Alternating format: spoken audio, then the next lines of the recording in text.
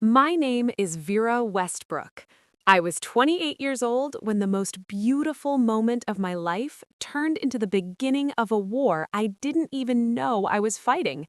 7 days before my wedding, I discovered something that almost destroyed everything. My own mother had secretly canceled my entire wedding. Every vendor, every contract, every single thing. But the real twist? My maid of honor had already predicted it months earlier, and what she planned changed everything. Before I tell you how it all unfolded, imagine this. You spend 3 years saving for the happiest day of your life, and someone you love most tries to erase it. This story begins 8 months earlier. It was a quiet Tuesday evening in our tiny kitchen in Ridge Hill, Georgia. Nathan wasn't the kind of man who planned grand romantic gestures. No fancy restaurant, no hidden ring and a champagne glass. Instead, he stood in the middle of our kitchen holding a small ring box. He looked nervous, almost terrified. "I don't have a speech," he said. "I just know I want every morning of my life to start with you." I said yes before he even finished talking. We ended up sitting on the kitchen floor afterward, laughing like teenagers. The diamond was small, but it sparkled like it was the most valuable thing in the world. For 11 minutes, everything felt perfect. Then my phone rang. It was my mother. I answered with a huge smile. "Mom, guess what? Where are you having the wedding?" No congratulations, no excitement, just logistics. I blinked. We actually just got engaged." "Well, venues book up a year in advance," she snapped. "You need to move quickly. I'll start making calls." Nathan watched me from across the room. I could see the small shift in his jaw. He already understood something about my mother that I still refused to admit. You see, my entire life had revolved around her approval. When my father died while I was in college, she held me tightly at the funeral and whispered something that shaped the next decade of my life. "It's just us now. You're all I have." After that, saying no to her felt like betrayal. So when I hesitated about letting her control the wedding planning, she went quiet. 4 long seconds. Then she sighed. "I understand," she said softly. "You don't need me anymore." And just like that, guilt wrapped around my chest. "Of course I need you, Mom." That was the moment everything started, but I didn't know it yet. At first, my mother only helped a little. She offered to call a florist, then a caterer. Then she started attending tastings without telling me. Within 3 months, she had taken over everything. It happened so slowly I barely noticed. Like water slowly filling a basement. By the time you realize what's happening, you're already standing ankle deep. I wanted wildflowers, sunflowers, lavender, baby's breath, something natural and joyful. My mother ordered white roses instead. "Elegant," she said. "You'll thank me later." I wanted barbecue for dinner, pulled pork, cornbread, sweet tea. Nathan loved barbecue. My mother laughed. "You can't serve barbecue at a wedding, Vera. People will talk." She changed the seating chart, too. Nathan's family was supposed to sit in the front rows. Instead, she filled them with her friends. Every time I tried to push back, she cried. Real tears, perfectly timed. "I'm just trying to make this beautiful for you.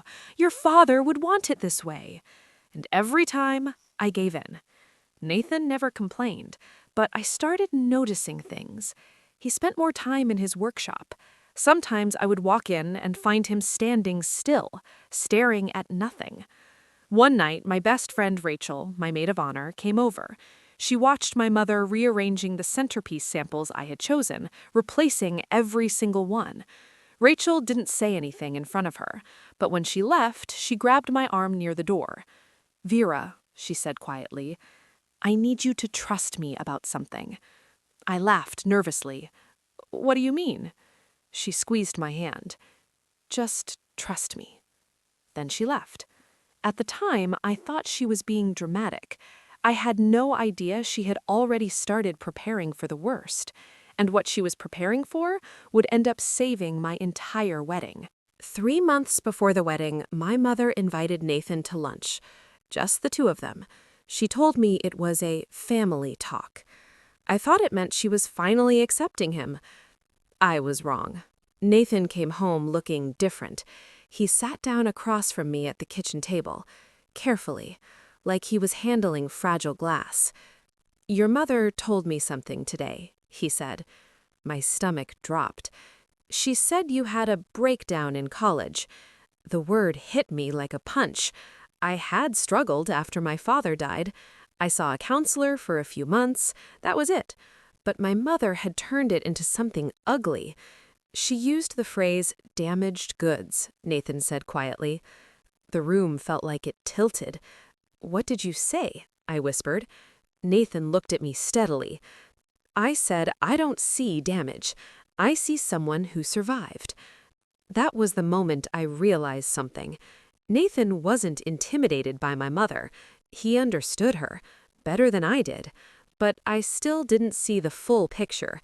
Because my mother wasn't just disapproving of my wedding, she was planning something far worse, and she had already started planting the seeds. 6 weeks before the wedding, the rumors began, and I had no idea my own mother was the one spreading them. But things were about to get much worse, because soon she would make a move that nearly destroyed everything. And it would force my best friend Rachel to reveal a secret plan she had been building for months. 6 weeks before the wedding, the first crack appeared in my world. It happened on an ordinary Thursday afternoon. I walked into Patty's hair salon on Main Street for my usual trim. Patty had been cutting my hair since I was 14. She knew every stage of my life, my high school awkward phase, my college graduation, even the day I first came in with Nathan. She smiled when I walked in, but something about her expression felt different, concerned. After she wrapped the cape around my shoulders, she leaned closer to the mirror. "Honey," she said gently, "are you doing okay?" I blinked. "Of course. Why?" Patty hesitated. "Well, your mama stopped by yesterday." My stomach tightened. What did she say? Patty avoided my eyes in the mirror. "She just mentioned things haven't been easy lately, said you've been struggling." The scissors paused in midair.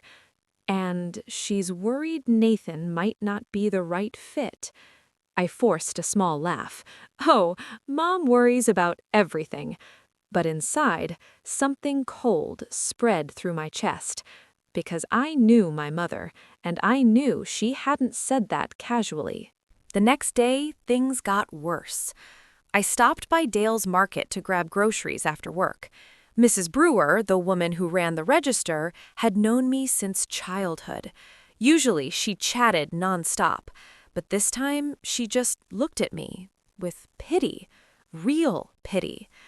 "Vera, sweetheart," she said softly, "if you ever need someone to talk to, I'm here." My throat went dry. That was the moment I realized something. The story had spread. In a town like Ridge Hill, rumors didn't travel, they teleported. Population, 4,000. Everyone knew everyone's business, and suddenly everyone thought they knew mine. Within 48 hours, the whispers were everywhere. Parents at school pickup spoke to me gently, too gently. Neighbors gave sympathetic smiles. People at church tilted their heads when they saw me, like I might shatter if they spoke too loudly. The message had clearly spread. Vera is unstable. Vera is fragile. Vera is making a mistake marrying Nathan. And I knew exactly who had started it. My mother. That evening, my phone buzzed.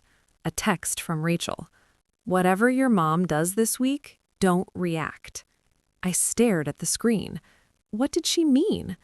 I typed back, "Rachel, you're scaring me." 3 little dots appeared, disappeared, then appeared again. Finally, her message arrived. Good. Scared means you're paying attention. That was it. No explanation, no details. Just that. And strangely, I listened. 5 weeks before the wedding, things escalated. This time, my mother called someone she shouldn't have, Nathan's mother. I didn't hear about it directly. Nathan did. It was Saturday morning when his phone rang. He put it on speaker so I could hear. "Hi, honey," his mom said carefully. "Is there something about Vera I should know?" Nathan frowned. "What do you mean?" There was a pause. Then his mother spoke slowly. "Diane called me last night." My heart stopped. She said Vera has a history of episodes. My hands went ice cold. Nathan stayed calm. "What kind of episodes?" "She said Vera needed psychiatric treatment in college," his mother continued carefully, "and that she worries about Vera's stability." My chest felt like it was collapsing. Nathan's temple muscle tightened. "Mom," he said quietly, "Vera saw a counselor after her dad died. That's it." His mother sighed. "I believe you, sweetheart, but Diane sounded very convincing." Of course she did. My mother could cry on command. She could play the victim better than anyone I had ever known. After the call ended, Nathan looked at me. Really looked at me. Not with pity, not with doubt, with understanding. "Your mother isn't protecting you," he said gently. "She's trying to control you." The words landed heavy, because deep down, I already knew. That night I couldn't sleep. My mind kept replaying everything, the rumors, the phone calls, the manipulation. It felt like my mother was quietly dismantling my life piece by piece, like she was pulling threads from a sweater, waiting for everything to unravel. Nathan lay beside me, staring at the ceiling. Finally, he said something that stayed with me forever. "She's not trying to stop the wedding. She's trying to make sure you never leave." But the real damage wasn't emotional. It was financial. Nathan and I had spent 3 years saving for our wedding, 3 years of skipped vacations, 3 years of cheap dinners and secondhand furniture. Every dollar carefully set aside. $18,000. Our future. That night we sat at the kitchen table with the budget spreadsheet open. Nathan was sanding a chair leg by hand while I stared at the numbers. "If the wedding doesn't happen," I asked quietly, "how much do we lose?" He didn't look up. "Most of it." The words hung in the air. Most of it. The words hung in the air. Most of it. The florist, the caterer, the venue, the photographer. Every contract had a 30-day cancellation policy, and we were already inside that window. If something went wrong now, everything we saved would disappear. I closed the laptop and pressed my palms against my eyes. "I can't let her ruin this," I whispered.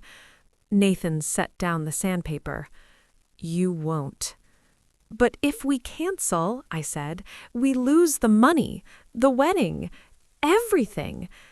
Nathan reached across the table and took my hand. "You won't lose me." That simple sentence held me together. But we were already closer to disaster than we realized, because 3 days later, something happened that proved my mother had gone far beyond rumors, far beyond manipulation. She had already started destroying the wedding itself, and I wouldn't discover it until 7 days before the ceremony. The moment that phone call came, my entire world collapsed. But it also triggered the plan Rachel had secretly been preparing for 6 months, and that plan would turn everything around. 7 days before my wedding, everything collapsed. It was Monday afternoon. I was sitting at my desk during lunch break at Ridge Hill Elementary, grading spelling tests while the kids were at recess. My wedding was less than a week away. Everything should have been finalized.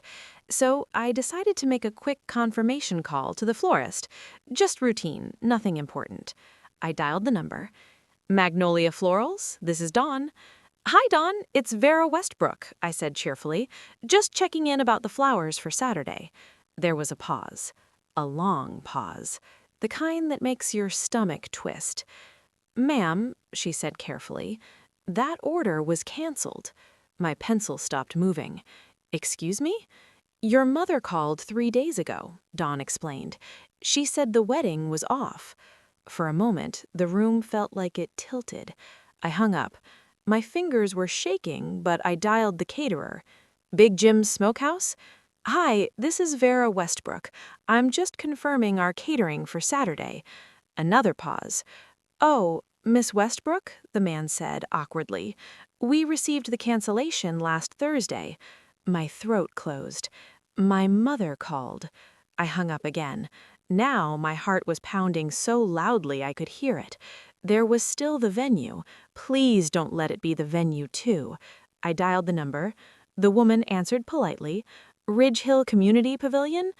This is Vera Westbrook, I said. I'm confirming my reservation for Saturday. Silence. Then the sentence that destroyed everything. I'm sorry, Miss Westbrook. Mrs. Diane Westbrook called earlier this week and canceled the reservation. The phone slipped in my hand. She said the family had decided not to move forward. I sat there at my desk, staring at the wall. My wedding. Gone. Every vendor, every contract, everything Nathan and I had saved for 3 years, erased with a few phone calls. I called my mother. She answered immediately, like she had been waiting. Mom, I said slowly, you canceled my wedding. Her voice was calm. I canceled a mistake. My hands gripped the edge of the desk. That was not your decision. She laughed softly. Everything about you is my decision, Vera. The words hit harder than anything else she had done. I raised you, she continued. I fed you. I buried your father alone. Her voice turned cold. This wedding, it was mine to give, and mine to take away. Something shifted inside me, something quiet, something that had been asleep my entire life. No, I said calmly, it wasn't. Then I hung up. I don't remember driving home. I only remember sitting on the kitchen floor afterward, my back against the dishwasher, my bag still on my shoulder, staring at nothing. Nathan found me there an hour later. He walked in from his workshop, sawdust on his arms. He didn't ask what happened. He just sat down beside me, our shoulders touching. 10 minutes passed, then 15. The refrigerator hummed. Finally, I spoke. She canceled everything. Nathan didn't react. When? 3 days ago. His hand found mine. Every vendor, I whispered. The flowers, the food, the venue. She told me it was hers to give or take. Nathan stayed quiet for a long moment. Then he said something simple. Okay. I blinked. Okay? We'll figure it out. 7 days, Nathan, I said. No venue, no food, no flowers, and no money left to replace them. I know. My mother wants me to fail, I whispered. Nathan nodded slowly. Then he pulled out his phone. I'm calling Rachel. Rachel answered immediately. Nathan explained everything quickly. Vendor cancellations, 7 days left, my mother responsible. Rachel listened without interrupting. Then she said something strange. Don't call any vendors.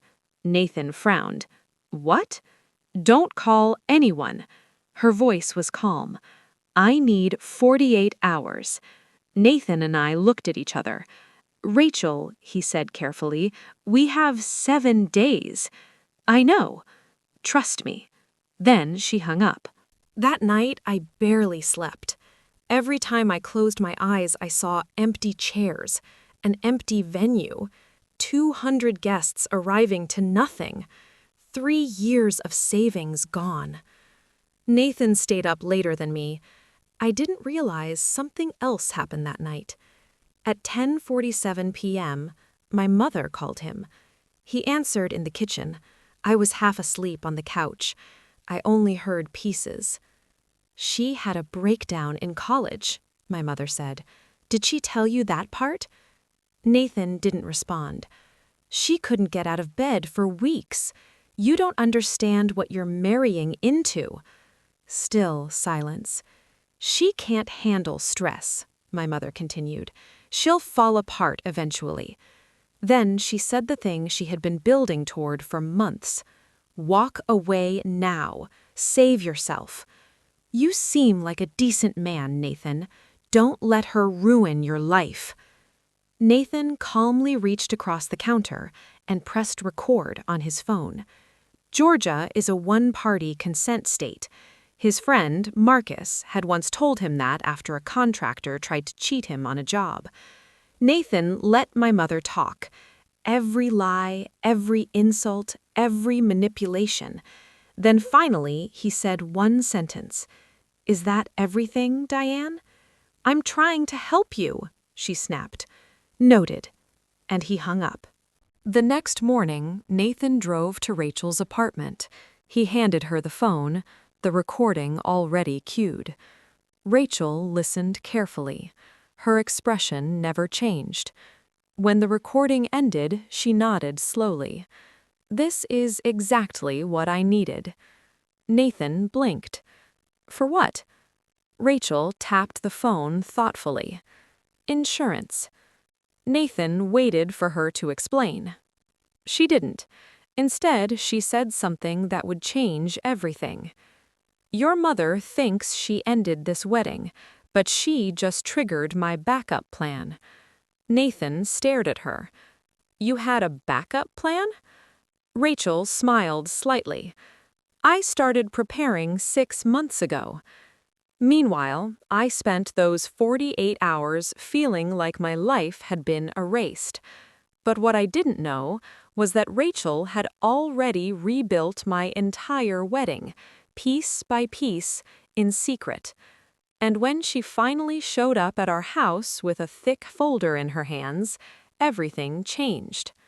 5 days before the wedding, Rachel knocked on our door carrying a thick manila folder.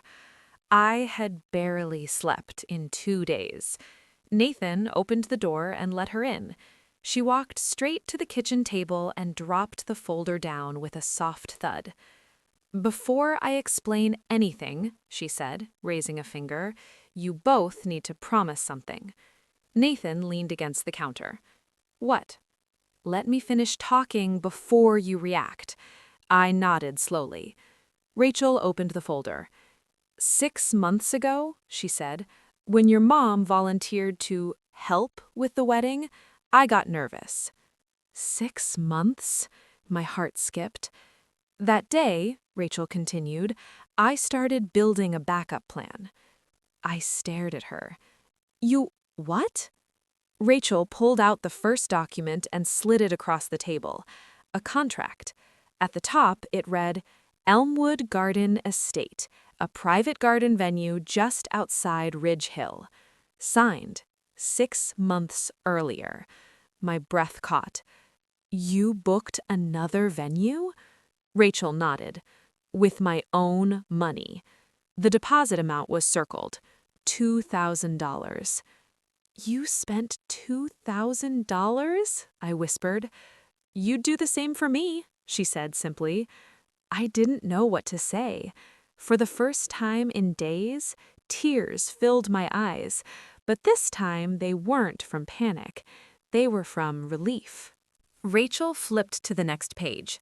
Venue secured. She slid another document forward. Florist, Sandy's Blooms in Carterville.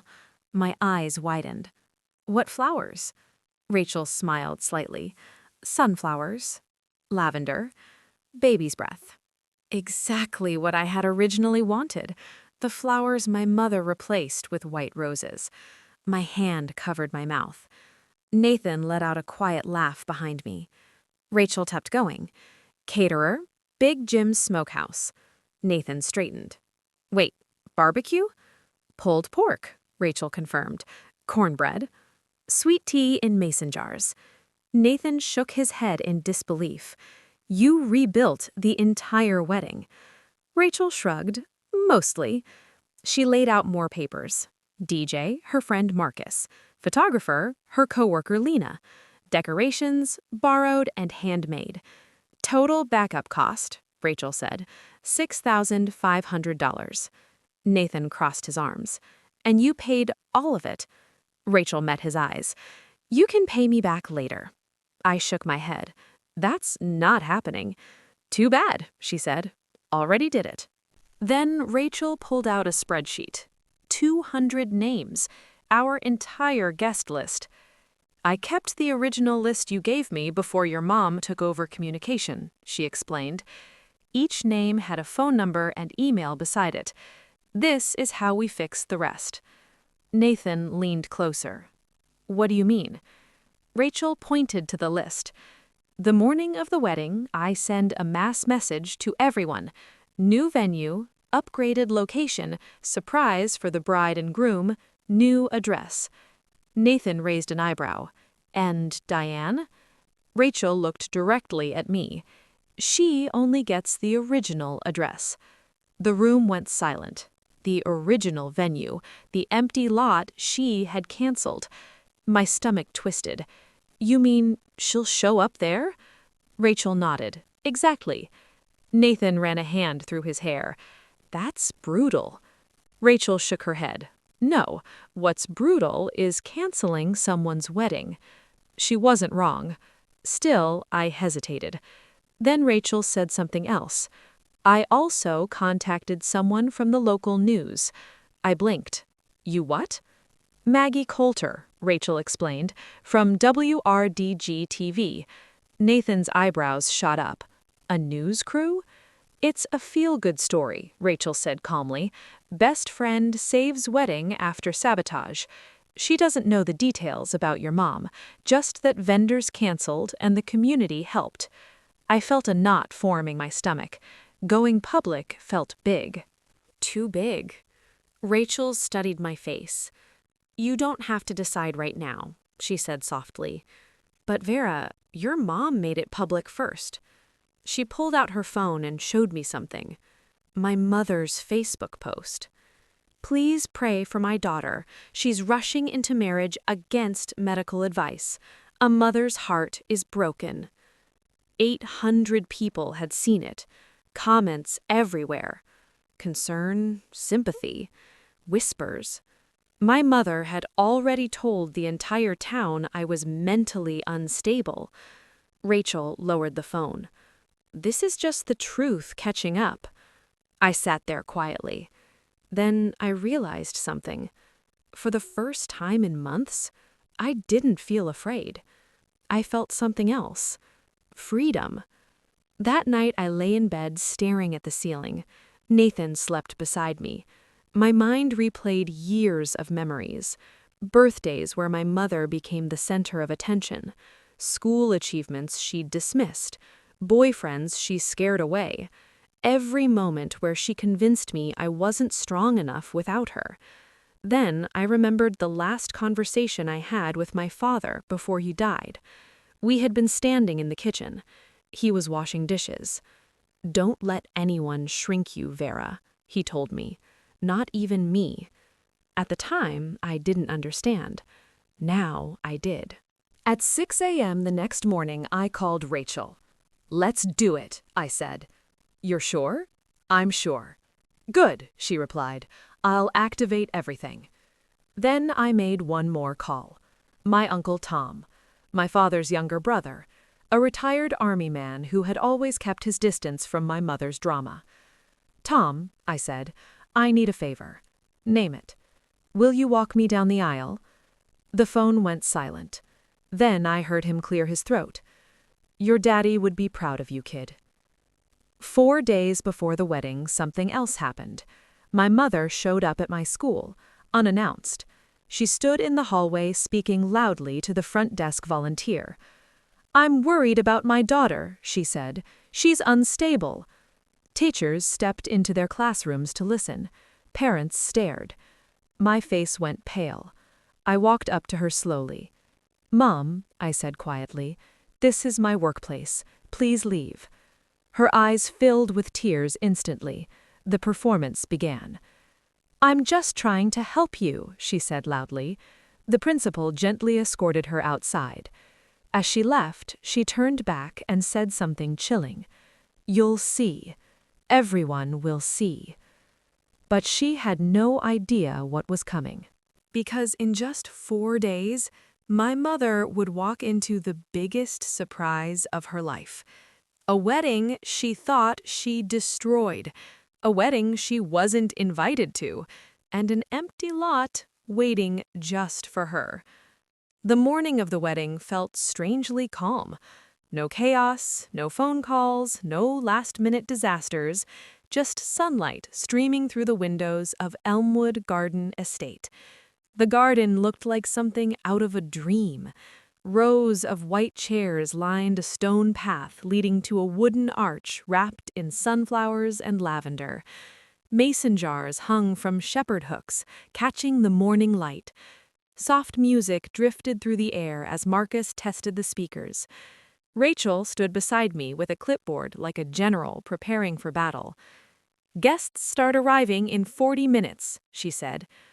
My hands trembled slightly, not from fear, from disbelief, because somehow, against every possible obstacle, my wedding was actually happening. Nathan walked up behind me and slipped his hand into mine. "You okay?" I nodded. Then I asked the question we had both been avoiding. "Did the messages go out?" Rachel grinned. 203 guests. Every single one received the new address. "And your mother?" Rachel tapped the clipboard. She received exactly what she wanted. The original venue, the empty lot. 30 minutes later, guests began arriving. Cars rolled down the long gravel driveway. Friends, family, coworkers, neighbors. People stepped out smiling, holding gifts and wearing summer colors. At first, they looked confused. Then their faces lit up. "Wow, this place is beautiful." Rachel greeted them at the entrance. "Surprise upgrade," she told everyone.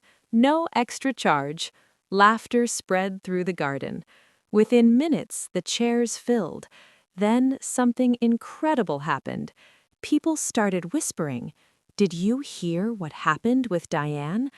I heard she canceled everything. Rachel rebuilt the whole wedding." Heads turned toward Rachel with admiration.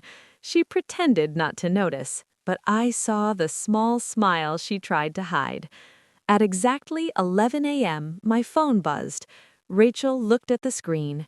Then she slowly handed it to me. It was a text from my mother. 3 words. "Where is everyone?" I stared at the message. For a long moment, I said nothing. Then Nathan gently took the phone from my hand and locked the screen. "Not today," he said softly. And he was right. Today belonged to us. Meanwhile, across town, my mother's car pulled into the parking lot of the original venue, or what used to be the venue. Except, now it was nothing but an empty field. A chain-link fence surrounded the property. A sign hung crookedly on the gate. "Property for sale." My mother stepped out of the car slowly, confused, then irritated. She checked her phone again. The invitation clearly said, "Ceremony 11:30 a.m. She looked around. No chairs, no decorations, no guests, no wedding. Just wind blowing across dry grass.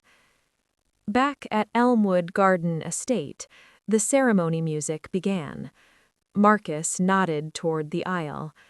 Rachel squeezed my hands. "You ready?" My Uncle Tom stepped forward in his dark suit. He offered his arm. My chest tightened. "Your father would be smiling right now," he said quietly. And suddenly, I could almost believe it. As the music swelled, the garden grew silent. Guests turned in their seats. 200 people stood. Nathan waited at the end of the aisle, looking nervous and hopeful at the same time. I took my first step forward, then another. Sunlight filtered through the trees. Lavender scent drifted in the air. For the first time in my life, I felt completely free. No guilt, no fear, no voice in my head telling me I wasn't enough. Just love. Halfway through the ceremony, something unexpected happened. A black SUV rolled slowly up the driveway. Rachel noticed it first. Her eyes widened slightly. But the car stopped at the entrance and stayed there. Inside the SUV sat a woman with a camera, the local news reporter Rachel had contacted. She didn't interrupt. She simply watched quietly from the distance, capturing the moment, a community showing up for someone who had been hurt. Meanwhile, back at the empty lot, my mother was losing her mind. She called the venue manager, straight to voicemail. She called the florist, disconnected number. She called the caterer, blocked. Then she opened Facebook and froze, because the first thing she saw was a live video posted by one of my coworkers. The caption read, "Vera's surprise wedding upgrade is the most beautiful thing ever." My mother tapped the video, and suddenly she saw it. The garden, the guests, the decorations, the ceremony. Me, standing at the altar, smiling, married, without her. Back at Elmwood Garden Estate, the officiant spoke the final words. "By the power vested in me," Nathan squeezed my hands, "I now pronounce you husband and wife." The crowd erupted. Cheers, applause, laughter. Nathan pulled me into a kiss that felt like the beginning of a whole new life. And somewhere far across town, my mother watched it happen through a phone screen, powerless. The news story aired 3 days later. The headline read, "Best Friend Saves Wedding After Family Sabotage." They didn't name my mother. They didn't need to. Everyone in town already knew. 2 weeks later, my mother tried to contact me. Phone calls, emails, long messages about forgiveness, about family, about how she only wanted what was best. For the first time in my life, I didn't answer. Because sometimes the strongest thing you can do is close the door. 6 months later, Nathan and I visited my father's grave. We placed a small bouquet of sunflowers beside the headstone, the same flowers from our wedding. I knelt down and brushed dirt from the engraving. "Thanks for the advice," I whispered. The wind moved softly through the trees, and for the first time in years, my life felt peaceful. Rachel still jokes that she should become a professional wedding planner. I tell everyone the truth. She didn't just plan a wedding, she saved my future. And the best part? My mother never got to ruin another moment of it. If you enjoyed this story, make sure to like the video and subscribe to the channel for more crazy Reddit stories just like this. And tell me in the comments, was Vera right to cut her mother out of her life, or should she have forgiven her? I read every comment, and your opinion might be featured in the next video.